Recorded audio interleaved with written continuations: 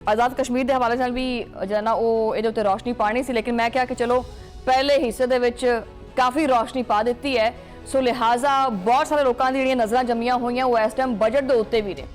आज़ाद कश्मीर दे विच भी हालात खराब ने, बजट नूं लैके भी मामला जिहड़े ने ना उसे दे पद्धर नहीं होंदे पे, क्योंकि दुनिया और आवाम जिहड़ी है ना खास करके ये चीज़ सोचती पई है कि इस दुनिया का जिहड़ी मशरक वुसता दे विच जिहड़ी हालत चलती पई है उहदे करके साडा की बनना है, और पाकिस्तान की यह हालत चलती पई है कि जिहड़ा ये बजट आने वाला है ये विच साडा की बनना है। आखिर पाकिस्तान का जिहड़ा ये बजट है वो हैगा किथे? सवाल इस वक्त सिर्फ और सिर्फ ये ऑपोजिशन नहीं करती पई, बल्कि तुसी मैं हर आम बंदा ये करता पे सवाल। तारीखां बदलदियां पईयां ने, इजलास मुलतवी हुंदे पे है, फैसले जिहड़े ने वो लटकदे पे है, झूलदे पे है, और मुल्क बेयकीनी दी कैफियत दे उत्ते खड़ा है। ये जिन्ना बजट करीब आंदा पिया है उन्नी आवाम जिहड़ी ने परेशान हुंदी पई है। बाजार परेशान ने, सनतकार परेशान ने, मुलाजिम परेशान ने, और सब तो ज्यादा परेशान वो शख्स है जिहदी जेब दे विच है ही कुछ नहीं। वफाकी बजट बुरी तरह ताखीर दा शिकार हो चुके हैं। मुआशी और सियासी हलकियां दे विच ये गल्लां चलदियां पईयां ने कि जी हुण आखिरी हदां नूं चीज़ां छू गईयां ने। हर पासे अफवाहां अपनियां अपनियां चलदियां पईयां ने, अफवाहां दा बाजार काफ़ी गर्म है, लेकिन जिहड़ी ये सारी दाड़ी काली होई पई है इहदा बनना की है? सच तो यह है कि वफाकी हुकूमत और सूबियां दे दरमियान एक अजीबो गरीब रिलेशनशिप चल रही है। वो कहता है कि जी मैं अब तुम्हारे साथ नहीं रहना चाहता। इन्हां दे दरमियान, वफाक दे दरमियान और सूबियां दे दरमियान बजट अहदाफ और फंड्स दी बंदर बांट दे उत्ते कोई भी इत्तफाक नहीं हुंदा पिया। आखिर क्यों? वो कहता है कि वफाक कहता है कि तू मेरी मन, सूबे कहते हैं कि क्यों बई तू है कौन, असीं सारे मिल के तेरी क्यों मनीए, तू साढ़े सारियां दी जिहड़ा है ना वो कला जाना मन, लेकिन वो कला कहता है कि तुसी सारे मेरी मनो। बहरहाल किसी एक नतीजे ते नहीं पहुंच पाते पे। मरकज और सूबे बिल्कुल आमने सामने खड़ोते हैं, किसी टाइम भी इन्हां दे दरमियान गोलाबारी ना शुरू हो जाए। किते गरीब आवाम महंगाई दे जिहड़ा तंदूर हैगा, एक तो गर्मी हैगी है, उस तंदूर दे विच बिल्कुल ऐसी कड़ाकेदार लकड़ पा के उत्ते पेट्रोल पा के ते अंदरों तीली ला के ते थल्लों सारा कुछ बंद करके ते तंदूर दे विच पा दिता है कि चलो जी आवाम इहदे विच सड़े और जले। और इत्थे जिहड़ा ना कुर्सियां दी जिहड़ी जंग है वो खत्म होण दा नाम ही नहीं लैंदी पई। कोई सोचदा ही नहीं पिया कि जी आवाम नूं तंदूर चों भी बाहर कढना है, आवाम तंदूर दे विच ही पई है।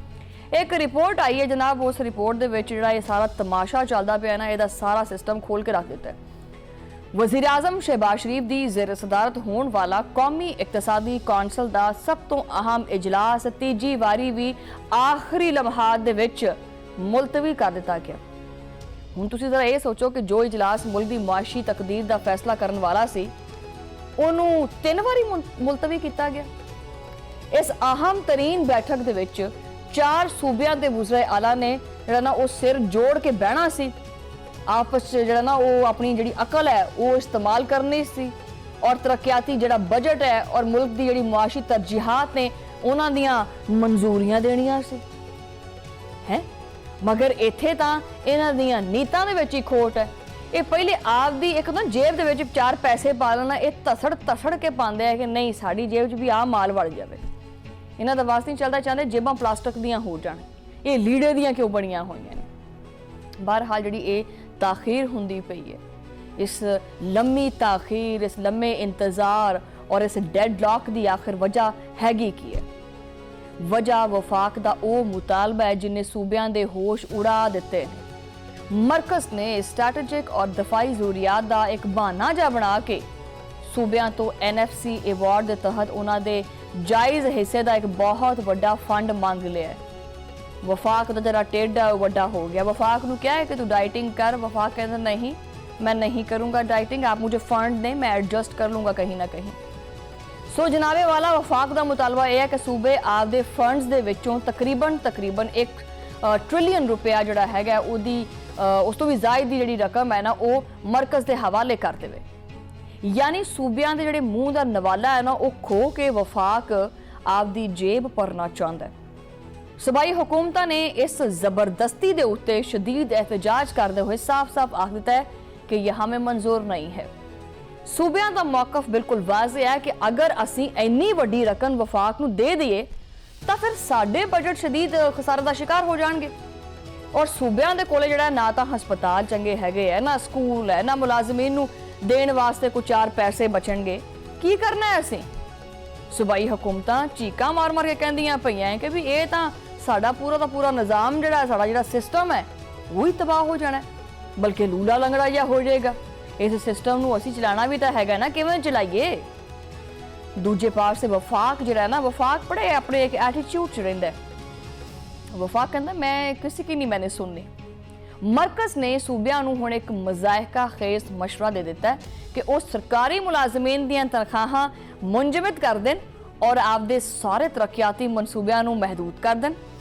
ਬੱਲੇ ਉਹ ਤੇਰੇ, ਵਾਹ ਬਈ, ਸਮਝੋ ਬਾਹਰ ਹੈ ਚੀਜ਼ਾਂ। ਵੈਸੇ ਇਹਨੇ ਤੇ ਮੈਂ ਹੱਸਾਂ, ਅਫਸੋਸ ਕਰਾਂ ਕਿ ਕੀ ਕਰਾਂ। ਇੱਕ ਪਾਸੇ ਕਿਨਾ ਲੈਂਦੇ ਨੇ, ਕਹਿੰਦੇ ਐਦਾਂ ਕਰ ਦਿਓ, ਦੂਜੇ ਪਾਸੇ ਸਾਦਗੀ ਦੇ ਭਾਸ਼ਣ ਵੀ ਦਿੰਦੇ ਐ ਤੇ ਆਪਦੀਆਂ ਸਾਰੀਆਂ ਚੀਜ਼ਾਂ ਉਹ ਘੱਟ ਨਹੀਂ ਕਰਦੇ। ਸ਼ਹਿਬਾਜ਼ ਸ਼ਰੀਫ ਹਕੂਮਤ ਇਸ ਵਕਤ ਅੰਦਰੂਨੀ ਔਰ ਬਿਰੂਨੀ ਤੌਰ ਦੇ ਉੱਤੇ ਦੋਹਰੇ ਦਬਾਅ ਦਾ ਸ਼ਿਕਾਰ ਹੈ ਔਰ ਉਹਨਾਂ ਦੇ ਕੋਲੇ ਇਸ ਦਲਦਲ ਤੋਂ ਨਿਕਲਣ ਦਾ ਕੋਈ ਰਾਹ ਵੀ ਨਹੀਂ ਹੈਗਾ। ਇੱਕ ਪਾਸੇ ਤਾਂ IMF ਦੀਆਂ ਉਹ ਸਖਤ ਤਰੀਨ ਜਿਹੜੀਆਂ ਸ਼ਰਤਾਂ ਨੇ ਉਹ ਵੀ ਪਈਆਂ ਨੇ। ਆਲਮੀ ਮਾਲੀਆਤੀ ਇਦਾਰਾ ਜਿਹੜਾ ਨਾ ਹੁਕੂਮਤ ਦੇ ਉੱਤੇ ਮੁਸਲਸਲ ਦਬਾਅ ਵੀ ਪਾਉਂਦਾ ਪਿਆ ਹੈ ਕਿ ਆਪਦੇ ਖਰਚੇ ਘੱਟ ਕਰੋ, ਆਪਣੇ ਅਖਰਾਜਾਤ ਅੱਧੇ ਕਰੋ, ਆਵਾਮ ਨੂੰ ਮਿਲਣ ਵਾਲੀ ਜਿੰਨੀਆਂ ਵੀ ਸਬਸਿਡੀਜ਼ ਨੇ ਇਹਨਾਂ ਦਾ ਖਾਤਮਾ ਕਰੋ ਔਰ ਟੈਕਸ ਦਾ ਦਾਇਰਾਕਾਰ ਵਸੀ ਕਰੋ। ਮਤਲਬ ਗਰੀਬ ਦੇ ਸਾਹ ਲੈਣ ਦੇ ਉੱਤੇ ਵੀ ਟੈਕਸ ਲਾ ਦਿਓ। ਠੀਕ ਹੈ, ਲਾ ਦਿੰਦੇ ਆ, ਲੇਕਿਨ ਇਹ ਦੱਸੋ ਕਿ ਜਿਹੜਾ ਉਹ 11 ਅਰਬ ਰੁਪਏ ਦਾ ਜਹਾਜ਼ ਲਿਆ ਸੀ ਉਹ ਕਿਹੜੇ ਖਾਤੇ 'ਚ, ਉਹ ਕਿਧਰਲੇ ਪਾਸੇ, ਉਹ ਕਿਧਰਲੇ ਪਾਸੇ ਜਾਂਦਾ? ਇਹ ਵੀ ਤਾਂ ਦੱਸ ਦਿਓ ਨਾ। ਆਵਾਮ ਕਹਿੰਦੀ ਸੀ ਦੇ ਦਿੰਦੇ ਆ, ਜਿਹੜੇ ਆ ਸਾਹ ਚੱਲਦੇ ਆ ਨਾ, ਇਹਨਾਂ ਸਾਹਾਂ ਦਾ ਟੈਕਸ ਦੇਣ ਵਾਸਤੇ ਵੀ ਤਿਆਰ ਆ, ਲੇਕਿਨ ਜਿਹੜਾ 11 ਅਰਬ ਰੁਪਏ ਦਾ ਇੰਨਾ ਸੋਹਣਾ ਆਲੀਸ਼ਾਨ ਜਹਾਜ਼ ਲਿਆ ਉਹਦਾ ਵੀ ਤਾਂ ਦੱਸੋ ਨਾ ਕਿ ਵੀ ਕੀ ਕਰਨਾ ਹੈ। ਇਹ ਜਿਹੜੇ ਤੁਸੀਂ ਬਾਹਰ ਦੇ ਮੁਲਕਾਂ ਦੇ ਵਿੱਚ ਦੌਰੇ ਕਰਨ ਜਾਂਦੇ ਆ, ਜਾਣਾ 2 ਬੰਦਿਆਂ ਨੇ ਹੋਣਾ ਹੈ ਤੇ ਤੁਸੀਂ 8-8 ਦਰਜਨ 2-2 ਦਰਜਨਾਂ ਬੰਦਿਆਂ ਦੇ ਲੈ ਜਾਣੇ, ਉਹਦਾ ਕੀ ਕਰਨਾ ਹੈ? ਦੂਜੇ ਪਾਸੇ ਸੂਬਾਈ ਹਕੂਮਤਾਂ ਔਰ ਨੂਨ ਲੀਗ ਦੀ ਆਪਦੀ ਜਿਹੜੀ ਇਤਿਹਾਦੀ ਜਮਾਤਾਂ ਨੇ, ਖਾਸ ਕਰਕੇ ਇਹ ਜਿਹੜੀ ਪੀਪਲਸ ਪਾਰਟੀ ਹੈ ਨਾ, ਇਹ ਇੰਨੀ ਇਤਿਹਾਦੀ ਹੈ, ਇਹ ਇੰਨੀ ਚੰਗੀ ਜਮਾਤ ਹੈ, ਇਹ ਇੰਨੀ ਦੋਸਤਾਨਾ ਜਮਾਤ ਹੈ ਕਿ ਸਾਰੀਆਂ ਜਮਾਤਾਂ ਦਾ ਨਾਮ ਜਿਹੜਾ ਨਾ ਉਹ ਵੈਸੇ ਕਲਮ ਨਾਲ ਲਿਖਿਆ ਜਾਵੇਗਾ, ਲੇਕਿਨ ਇਹ ਵਾਹਿਦ ਪੀਪਲਸ ਪਾਰਟੀ ਹੈ ਜਿਹਦੇ ਅੱਛੇ ਇਖਲਾਕ ਦੇ ਕਰਕੇ ਤਾਰੀਖ ਦੇ ਵਿੱਚ ਸੋਹਣੇ ਦੇ ਜਿਹੜੇ ਵਰਕ ਹੁੰਦੇ ਨੇ ਨਾ ਉਹਨਾਂ ਦੇ ਨਾਲ ਜਿਹੜਾ ਨਾ ਉਹ ਪਾਕਿਸਤਾਨ ਪੀਪਲਸ ਪਾਰਟੀ ਦਾ ਨਾਮ ਲਿਖਿਆ ਜਾਵੇਗਾ। ਇਹ ਹਰ ਜਿਹੜੀ ਹਕੂਮਤ ਹੁੰਦੀ ਨਾ ਉਹਦੀ ਬੜੀ ਇਤਿਹਾਦੀ ਹੁੰਦੀ ਹੈ, ਬੜੀ ਚੰਗੀ ਜਮਾਤ ਹੈ, ਇਹਦਾ ਇਖਲਾਕ ਬੜਾ ਅੱਛਾ ਹੈ। ਖੈਰ ਉਹਨੇ ਵੀ ਜਨਾਬ ਕੁਝ ਤਜਵੀਜ਼ ਦੇ ਉੱਤੇ ਖੋਲ ਕੇ ਮੁਜ਼ਾਮਤ ਕੀਤੀ ਹੈ ਔਰ ਰਿਪੋਰਟ ਦੇ ਵਿੱਚ ਇਸ ਗੱਲ ਨੂੰ ਵੀ ਬੇਨਕਾਬ ਕੀਤਾ ਗਿਆ ਹੈ ਕਿ ਬਜਟ ਦੇ ਮਾਮਲੇ ਦੇ ਉੱਤੇ ਮੁਸਲਿਮ ਲੀਗ ਨੂਨ ਔਰ ਪੀਪਲਸ ਪਾਰਟੀ ਦੇ ਦਰਮਿਆਨ ਇਖਤਲਾਫਾਤ ਹੁਣ ਜਿਹੜਾ ਨਾ ਉਹ ਇਸ ਚੁਰਾਹੇ ਦੇ ਉੱਤੇ ਆ ਗਏ ਹੈ ਕਿ ਮੰਨੀ ਨਹੀਂ ਜਾ ਰਹੀ ਕਿਸੇ ਵੀ ਦੀ ਵੀ। ਪੀਪਲਸ ਪਾਰਟੀ ਨੇ ਬਜਟ ਦੀ ਤਾਰੀਖ ਦੇ ਵਿੱਚ ਬਾਰ-ਬਾਰ ਤਬਦੀਲੀ ਕਰਨ ਔਰ ਮੁਆਸ਼ੀ ਫੈਸਲਿਆਂ ਦੇ ਉੱਤੇ ਇਹਨਾਂ ਦਾ ਇਤਮਾਦ ਨਾ, ਉਹਨਾਂ ਨੂੰ ਇਤਮਾਦ ਦੇ ਵਿੱਚ ਲੈਣ ਦੇ ਵਿੱਚ ਜਿਹੜਾ ਨਾ ਉਹ ਸ਼ਦੀਦ ਤਹਫੁਜ਼ਾਤ ਦਾ ਇਜ਼ਹਾਰ ਕੀਤਾ ਕਿ ਸਾਡੀ ਵਿੱਚੋਂ ਮੰਨਦੇ ਨਹੀਂ ਹੈਗੇ, ਇਹ ਕਰਦੇ ਆਪਦੀ ਮਰਜ਼ੀ ਹੈ। ਪੀਪਲਸ ਪਾਰਟੀ ਤਾਂ ਖੁਦ ਅਵਾਮੀ ਆਪਣੇ ਆਪ ਨੂੰ ਦਿਖਾਉਂਦੀ ਹੈ ਔਰ ਕਹਿੰਦੀ ਹੈ ਕਿ ਜੀ ਤਨਖਾਹਾਂ ਤੇ ਜਿਹੜੀਆਂ ਪੈਨਸ਼ਨ ਹੈਗੀ ਹੈ ਉਹਦੇ ਵਿੱਚ 50% ਤੱਕ ਇਜ਼ਾਫਾ ਕਰਨ ਦਾ ਮੁਤਾਲਬਾ ਵੀ ਕਰਦੀ ਪਈ ਹੈ। ਠੀਕ ਹੈ, ਹੁਣ ਇਸ ਸਾਰੀ ਰਸਾਕਸ਼ੀ ਦੇ ਵਿੱਚ ਨੁਕਸਾਨ ਕਿੰਨਾ ਹੁੰਦਾ ਪਿਆ? ਵੈਸੇ ਤਾਂ ਕਹਿੰਦੇ ਆ ਨਾ ਕਿ ਆਵਾਮ ਦਾ ਫਾਇਦਾ ਹੋਵੇ, ਉਹ ਵੀ ਕਹਿੰਦੇ ਆ ਕਿ ਜੀ ਅਸੀਂ ਆਵਾਮ ਟੈਕਸ ਨਹੀਂ ਲਾਣਾ ਹੈਗਾ। ਪੀਪਲਸ ਪਾਰਟੀ ਵੀ ਕਹਿੰਦੀ ਹੈ ਕਿ ਅਸੀਂ ਆਵਾਮ ਨੂੰ ਇਹ ਜਿਹੜੀ ਸਹੂਲਤ ਉਹ ਦੇਣੀ ਹੈ। ਇਸ ਮੁਸਲਸਲ ਖੀਚਾਤਾਨੀ ਦੇ ਕਰਕੇ ਮੁਲਕ ਦੇ ਵਿੱਚ ਸ਼ਦੀਦ ਗੈਰ ਯਕੀਨੀ ਦੀ ਸੂਰਤ ਹਾਲ ਪੈਦਾ ਹੋ ਚੁੱਕੀ ਹੈ। ਕਿਸੇ ਨੂੰ ਨਹੀਂ ਪਤਾ ਕਿ ਬਜਟ ਆਖਰਕਾਰ ਪਾਰਲੀਮੈਂਟ ਦੇ ਵਿੱਚ ਕਦੋਂ ਪੇਸ਼ ਕਰਨਾ ਹੈ। ਮੁਆਸ਼ੀ ਮਾਹਿਰੀਨ ਦਾ ਇਹ ਕਹਿਣਾ ਹੈ ਕਿ ਵਫਾਕ ਔਰ ਸੂਬਿਆਂ ਦੇ ਦਰਮਿਆਨ ਇਹ ਡੈਡਲੌਕ ਇੰਨਾ ਸੰਗੀਨ ਹੋ ਚੁੱਕਿਆ ਹੈ ਕਿ ਫਿਲਹਾਲ ਕੋਈ ਵੀ ਦਰਮਿਆਨੀ ਰਾਹ ਨਿਕਲਦਾ ਹੋਇਆ ਨਜ਼ਰ ਨਹੀਂ ਆਉਂਦਾ ਪਿਆ। ਇਹ ਤਾਖੀਰ ਪਾਕਿਸਤਾਨ ਦੇ ਮੁਆਸ਼ੀ ਬਹਰਾਨ ਨੂੰ ਇੱਕ ਐਸੇ ਅੰਨੇ ਖੂਹ ਦੇ ਵਿੱਚ ਲੈ ਕੇ ਜਾਣ ਦੇ ਮੁਤਰਾਦਿਫ ਹੈ ਜਿੱਥੇ ਵਾਪਸੀ ਦਾ ਰਾਹ ਵੀ ਨਹੀਂ ਲੱਭਣਾ, ਕਿਉਂਕਿ IMF ਜਿਹੜਾ ਹੈ, IMF ਨੇ ਅਗਲਾ ਜਿਹੜਾ ਬੇਲ ਆਊਟ ਜਿਹੜਾ ਪੈਕੇਜ ਹੈ ਉਹ ਲੈਣ ਵਾਸਤੇ ਬਜਟ ਦੀ ਬਰਵਕਤ ਮਨਜ਼ੂਰੀ ਜਿਹੜੀ ਹੈ ਨਾ ਵੀ ਇਹ ਟਾਈਮੋ ਟਾਈਮ ਮਨਜ਼ੂਰ ਕਰਾਣਾ ਹੈ, ਇਹ ਉਹਨੇ ਪਹਿਲੀ ਤੇ ਆਖਰੀ ਸ਼ਰਤ ਰੱਖ ਲਈ ਹੈ। ਯਾਨੀ ਮੁਲਕ ਤਵੀਲ ਅਰਸੇ ਦੇ ਵਿੱਚ ਜਿਹੜਾ ਨਾ ਉਹ ਮੁਆਸ਼ੀ ਜਿਹੜਾ ਇੱਕ ਜਮੂਦ ਹੈ ਨਾ ਉਹਦਾ ਸ਼ਿਕਾਰ ਹੈ। ਮਹਿੰਗਾਈ ਦਾ ਇੱਕ ਐਸਾ ਖੌਫਨਾਕ ਤੂਫਾਨ ਆਇਆ ਹੋਇਆ ਹੈ ਜਿਨਨੇ ਸਫੇਦ ਪੋਸ਼ ਤਬਕੇ ਦੀ ਜਿਹੜੀ ਕਮਰ ਹੈਗੀ, ਜਿਹੜਾ ਲੱਕ ਹੈਗਾ, ਉਹ ਤਾਂ ਵੈਸੇ ਹੀ ਤੋੜ ਕੇ ਰੱਖਿਆ ਹੋਇਆ ਹੈ। ਬਿਰੂਨੀ ਕਰਜ਼ਿਆਂ ਦਾ ਬੋਝ ਇਸ ਕਦਰ ਵੱਧ ਚੁੱਕਿਆ ਹੈ ਕਿ ਸਾਡੀ ਮੈਸ਼ੀਅਤ ਹੁਣ ਮੁਕੰਮਲ ਤੌਰ ਦੇ ਉੱਤੇ ਨਿਢਾਲ ਹੋ ਚੁੱਕੀ ਹੈ। ਹਾਲਤ ਇਹ ਹੋ ਚੁੱਕੀ ਹੈ ਕਿ ਹੁਣ ਬਜਟ ਦਾ ਖਜ਼ਾਨਾ ਪੂਰਾ ਕਰਨ ਵਾਸਤੇ ਸਾਨੂੰ ਮਜ਼ੀਦ ਕਰਜ਼ੇ ਜਿਹੜੇ ਨੂੰ ਲੈਣੇ ਪੈਂਦੇ ਆ। यानी कर्जा लाण वास्ते भी मजीद कर्जा लेना पैंदा है। सिर्फ 11 महीनों के दौरान पाकिस्तान का तजारती खसारा 35 अरब डॉलर की तशवीशनाक सतह के उत्ते पहुंच गया। रवा माली साल के इन्हां 11 महीनों के विच पाकिस्तान की एक्सपोर्ट्स यानी बरामदात तो होने वाली आमदन मजीद घट हो गई है, जबकि इंपोर्ट बिल जिहड़ा है ना यानी दरामदात के जिहड़े अखराजात होंदे है वो घट होने की बजाय आसमान नूं जांदे पे। और सारे जिहड़े हुकूमती हैगे ने जिहड़े बैठे हुकूमत बना के वो खुश होंदे है कि वाओ हमारी गुड्डी ये वाली आसमान तक पहुंच गई है। और जिहड़ी रही सही कसर है वफाकी हुकूमत के कर्जियां ने उन्होंने पूरी कर दी। मरकजी हुकूमत के कर्जियां के पिछले सारे रिकॉर्ड टुट टट गए हैं और हुण तक की बुलंद तरीन सतह यानी 81,930 अरब रुपये ते पहुंच गई है। एक साल दे विच वफाकी हुकूमत के कर्जियां दे विच 6,994 अरब रुपये का यह इजाफा होया, जबकि सिर्फ अप्रैल 2026 के एक कल्ले महीने दे विच मरकजी हुकूमत का 1,406 अरब रुपये जिन्हां नाल वध गया। अज तुसीं बाजारां दा हाल वेख लो, ये जिहड़ा सब्जी वाला है उहनूं पुछो भी हाँ जी सुना की हाल है, वो कहंदा कुछ ना पुछ। दुकानदार नूं पुछे कि भी हाँ जी सुनाओ किदां चल रही है, वो कहंदा भाई मेरे नाल ना गल कर। मजदूर परेशान है, तनख्वाहदार तबका परेशान है। वो तनख्वाहदार तबका हमेशा बेचारा एक ही चीज़ सोचता रहता है, बस किसी तरीके नाल मेरा कोई पैसा ही वध जाए, मेरी तनख्वाह ही वध जाए। उन्होंने बेचारियों की तनख्वाह उत्थे दी उत्थे है, महंगाई किते दी किते। घर का बजट जिहड़ा वो बिखरिया पिया, घरां दे विच लड़ाइयां पईयां होईयां ने। बीवी कहती है कि जनाब ये गंडा टमाटर प्याज मुक गया है, इसका क्या करना है स्वीट हार्ट। वो कहता है कर लेना वहाँ कुछ। वो बेचारा वखरियां टेंशनां च है, बुढ़ी की किचन के मसलों की टेंशन च है, बच्चों की फीस सिर पर पई हुई है। ये मामला बड़ा खराब हो गया, ये बारे सोचते नहीं है। लेकिन फिर भी ये जो 11 अरब रुपये का जहाज है वह की कीता है, ਉਹਦੇ ਬਾਰੇ कोई नहीं पुछता पछता हैगा। और हर महीने की पहली तारीख के जिन्होंने जेब मतलब कि तनख्वाह आती है 15 दिन बाद जी तनख्वाह है वो फिर गैप चंद दिनों के गैप हो जाती है। बाकी महीना बंदे नूं हिसाब किताब जिन्होंने करते लंघ जाता है कि अज 16 होगी, अज 17 होगी, 1 तरीक नूं फिर तनख्वाह मिल जानी है। मतलब वो जिंदगी के 30-40 साल एक बंदे दे इदां ही गुजर गए। आवाम पुछदे पे है कि आखिर हर वारी जिहड़ा ये पैटर्न है, साडे माँ बाप ने ये पैटर्न देखा, असीं जवान हो गए, ठीक है, लेकिन वही पैटर्न है। वो नहीं है पढ़ते सी हो मेरा काम गरीबों की, जो बचपन जो बच्चे ये जो थराना है ना, ये स्कूलों करते सी ना कि हो मेरा काम गरीबों की हमायत करना। वो ये तराना पढ़ने वाले गाने वाले अज बच्चे वो आप गरीब ने, उन्होंने गरीबों की हमायत की करनी है। बहरहाल तुसी हुक्मराना दी अगर अयाशियां देखो और उन्होंने फिर ड्रामे देखो, वो सोच के मजीद जो ना वो ताजुब होता है। वैसे ज़ाती तौर पर क्या जानता है कि जी गवर्नर पंजाब सलीम हैदर साहब जड़े ने बड़े चंगे इंसान ने, बड़े मेहमान नवाज ने, ठीक है। वो जनाबे वाला एक वीडियो सोशल मीडिया के उत्ते गर्दिश कर दी पई है गवर्नर साहब की, कि गवर्नर साहब बैठे ने।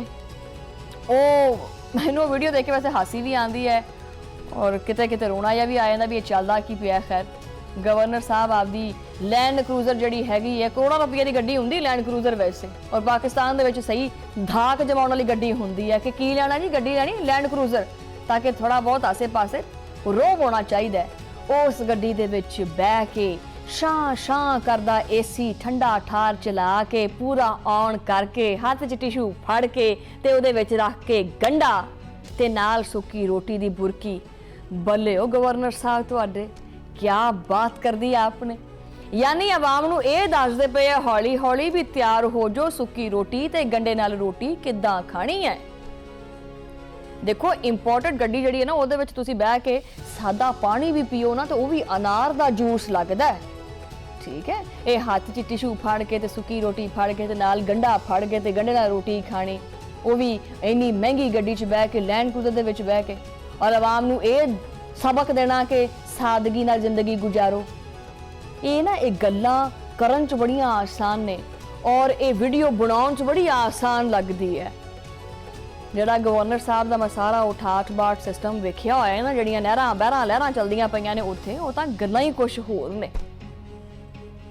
बहरहाल इस सादगी का ना एक नवा मॉडल है या कोई गहरा कोई सियासी पैगाम है, ये भी जरा वाजे कर दिओ। गरीब तो पहले ही जिहड़ा ना वो गंढे नूं तरसदा पिया, रोटी नूं तरसदा पिया, आटा आखे लभदा नहीं पिया, जिहड़ा लभदा वो खाण जोगा नहीं हैगा। अब भी हुण लैंड क्रूज़ां दे विच बह के ते गुरबत दा मजाक तुसीं उड़ाने पे हैं कि जी प्याज के साथ खाना खा लें आप, हैं रोटी खा लें, बस ये दिल नूं तसल्ली देने वास्ते काफ़ी है। ठीक है, गवर्नर साहब ने अपने इस अमल दे नाल ये इशारा दिता है कि इस जालमाना बजट तो बाद आम बंदे नाल होना की है। होना ये है कि इथों फड़ के ते छिल ला देनी है। बजट तो बाद गरीब दे कोले ना होएगा गंढा, ना होएगी रोटी, वो खाली हवा दे फक्के मारेगा। आवाम दा सवाल बिल्कुल सादा है कि अगर वाकई सादगी दिखानी है तो पहले आ सरकारी प्रोटोकॉल खत्म करो। आज जरा तुसीं इंज घुग्गी जी घुमा देंदे आ ना भी ऐं करके ते ठंडा ठार मूँह दे उत्ते पैंदा जिहड़ी हवा पैंदी है, ये जरा शां शां करदा जिहड़ा एसी है ना, पहले ये बंद करो।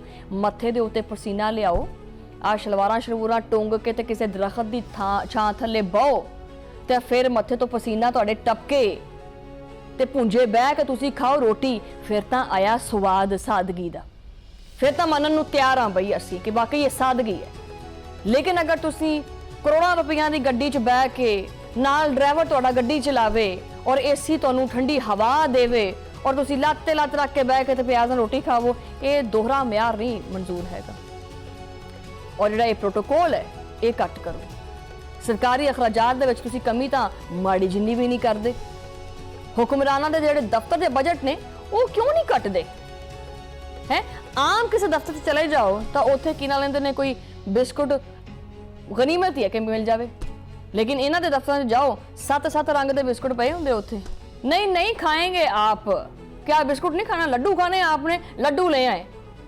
इन्हां दे कोलों इन्हां दे दफ्तर जाके जिहड़ी चीज़ मूँहों कढ लो वो मिल जाएगी तुहानूं। सिर्फ और सिर्फ आवाम नूं ये दसना है बस कि किफायतशारी करो, सादगी करो।